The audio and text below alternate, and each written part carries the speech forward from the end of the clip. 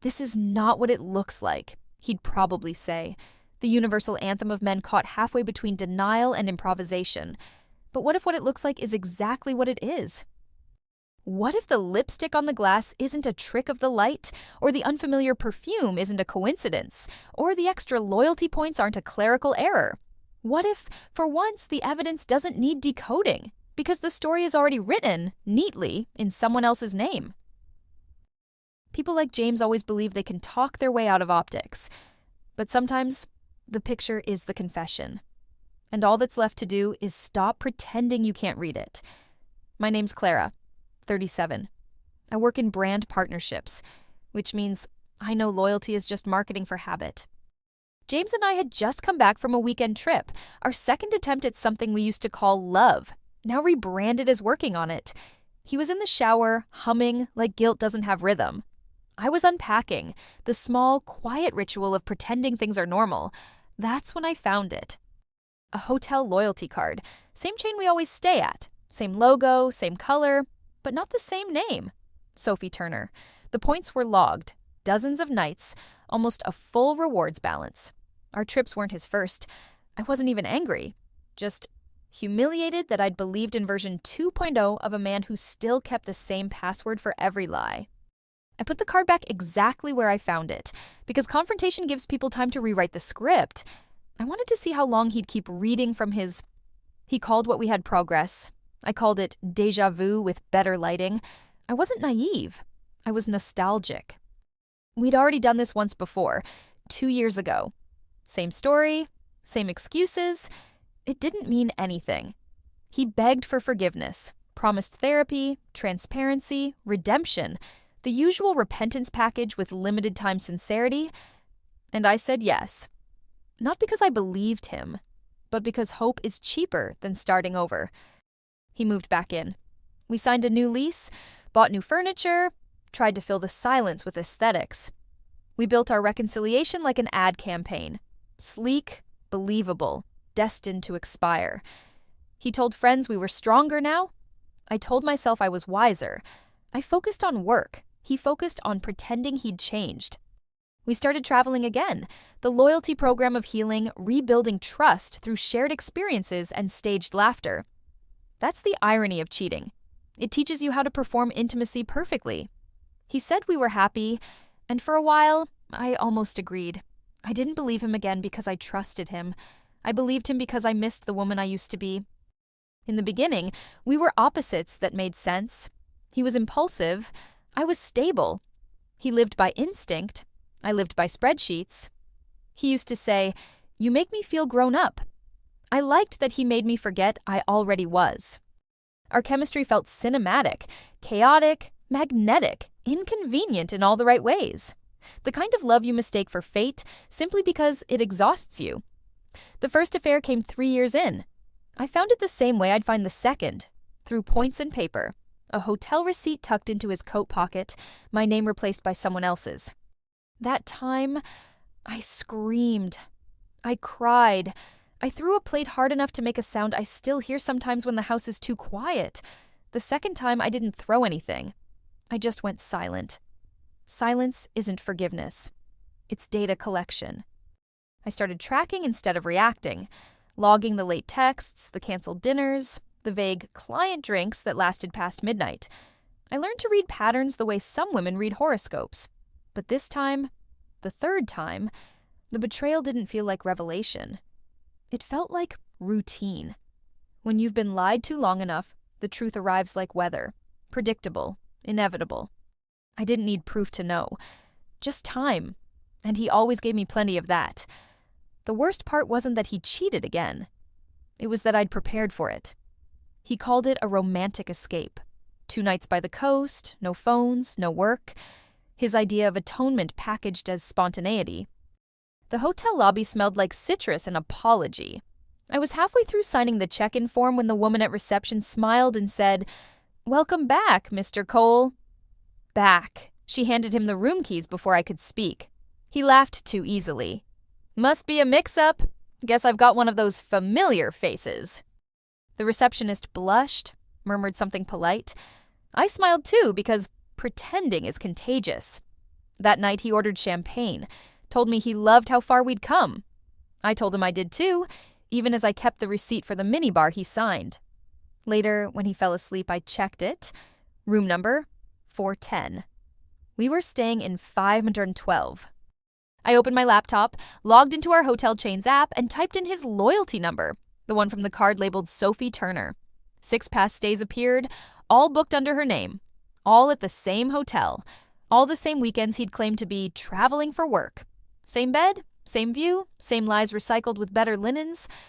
I took screenshots, copied the receipts, saved the evidence in a folder I labeled business.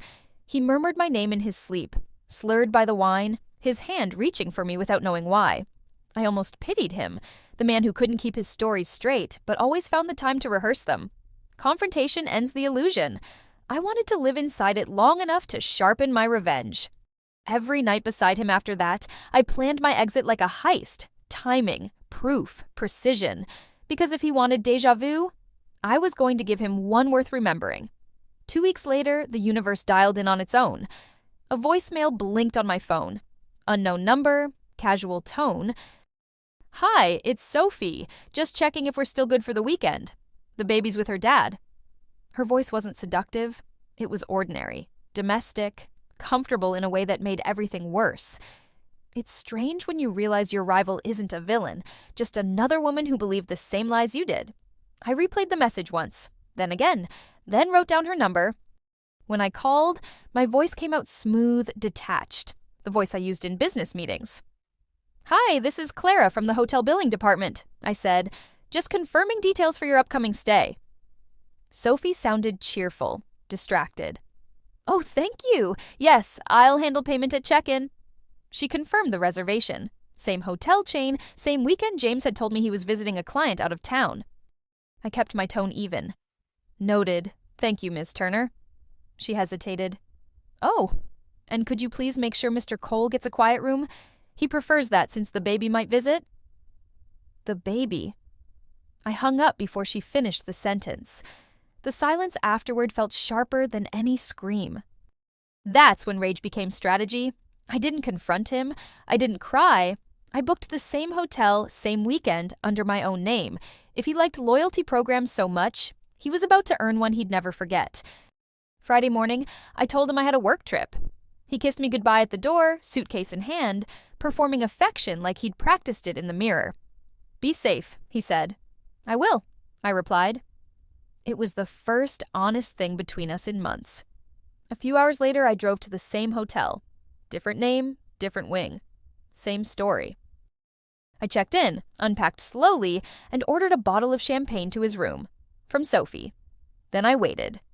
From the hallway outside 417, I watched through the gap as room service knocked. The door opened. James, shirtless, smiling. Behind him, Sophie.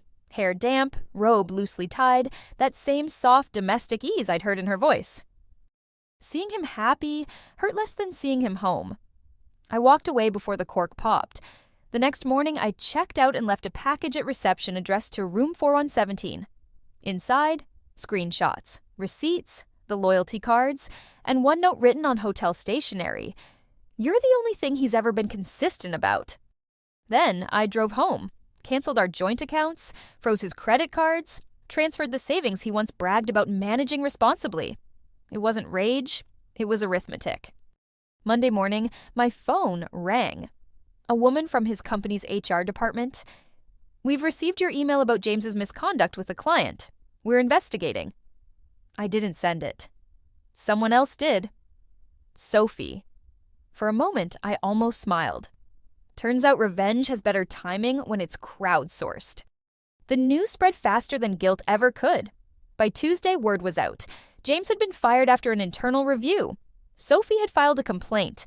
Professional misconduct, inappropriate relationship with a client. It was all clean, clinical, HR-approved ruin. I didn't gloat. I didn't even smile.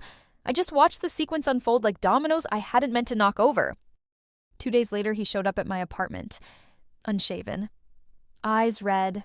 Shirt half tucked, smelling like whiskey and panic. "You destroyed my life," he said, voice cracking somewhere between anger and pleading. I looked at him for a long moment. No, I said. You subcontracted your own demolition. He laughed, a bitter, broken sound. You think you're clean in this? You think Sophie's innocent? She set me up, he said. She's vindictive. I leaned against the doorframe, studying him the way I used to study spreadsheets. Funny, I said. That's what you called me once. He stared at me, waiting for sympathy. Not love, just the soft landing of someone who'd always been caught before he hit the ground. But I didn't move. I just let him walk out, his footsteps echoing down the hall, each one quieter than the last. Weeks passed. I deleted his messages as they came, long, desperate essays written by a man still trying to edit the ending. I blocked his number when the apologies turned into accusations. Then, one morning, a letter arrived. Handwritten. No return address. Inside, a loyalty card. My name printed neatly on it. Below, a single line in looping script. Sometimes change is easier when you reward yourself. I didn't need to guess who sent it. Sophie's sense of irony had matured. I laughed. Not out of joy, not cruelty, just release. A sound that felt closer to freedom than forgiveness. I tucked the card into my desk drawer, next to old receipts and expired IDs, proof of all the selves I'd once been loyal to. We both got what we wanted in the end, proof that we could do bad things beautifully. New apartment, new number, new version of peace. I wake up without checking anyone's messages, make coffee, read the news, travel alone. The silence that used to feel like punishment has started sounding like clarity. But small things still linger. Fragments of an old world that refuses to vanish. Hotel soaps lined in my bathroom drawer. A tie clip at the back of a jewelry box that doesn't belong to anyone anymore. His old t-shirt, soft from too many washes, folded neatly out of sight but never thrown away.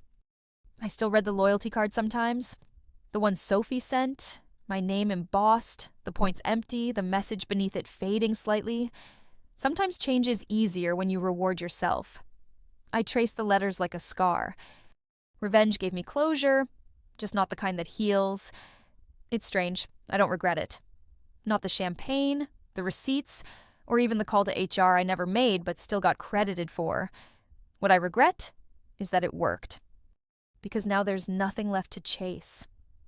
No anger, no adrenaline. Just the quiet after the explosion, when you realize you've become the calm you once mistook for happiness. Sometimes I wonder about Sophie. Whether she moved on, whether she forgave herself for believing him. I hope she did, because I did, in my own way. Last month, I checked into a hotel by the coast for a solo weekend. Work trip turned escape. The lobby smelled the same, citrus and apology. The receptionist smiled politely as she typed in my details. Then her face brightened. "Welcome back, Miss Cole." The name hung in the air like a ghost that hadn't realized it was dead. I smiled back. Didn't correct her. Didn't explain. Because maybe she was right. In some small, poetic way, I had come back. Not to him, but to the version of myself that had finally stopped needing proof. As I walked to my room, the keycard warm in my hand, I realized something simple. Loyalty isn't about who you stay with. It's about who you stop lying to. And I guess I finally learned how loyalty works.